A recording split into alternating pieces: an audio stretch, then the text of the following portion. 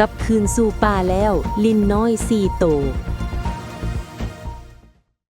เจ้าหน้าที่แผนกทรัพยากรธรรมชาติและสิ่งแวดล้อมแขวงจำปาสักได้ปล่อยลิน4 โตวคืนสู่ป่าแล้วหลังกวดเห็นอยู่รถเมล์โดยสารในวันที่22 พฤษภาคม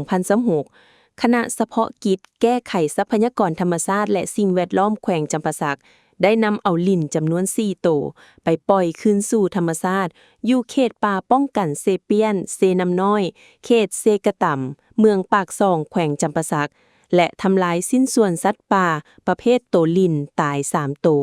สิ้นส่วนสัตว์ป่าประเภทโตเหม็นจำนวน2 แกะโฟมน้ำหนัก36 กิโลกรัมไปทำลายทิ่มอยู่หลัก10เมืองบาเจียงแขวงจำปาสัก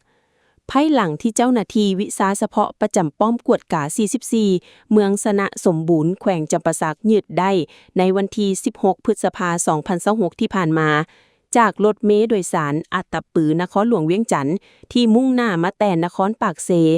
ผ่านการกวดกาของเจ้าหน้าที่อยู่ภายในรถโดยสารได้พบเห็นสินค้าเกือดห้ามหลายประเภทในนั้นมีลิ้นจำนวน9 โตวตาย3 โตวน้ำหนักรวม43 กิโลกรัม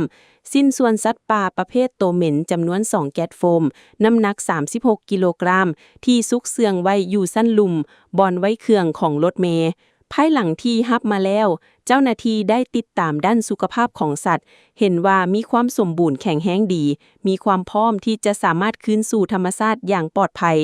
ย้อนแนวนั้นแผนกกสิกรรมและสิ่งแวดล้อมแขวงร่วมกับแผนกที่เกี่ยวข้องนำเอาไปปล่อยคืนสู่ธรรมชาติ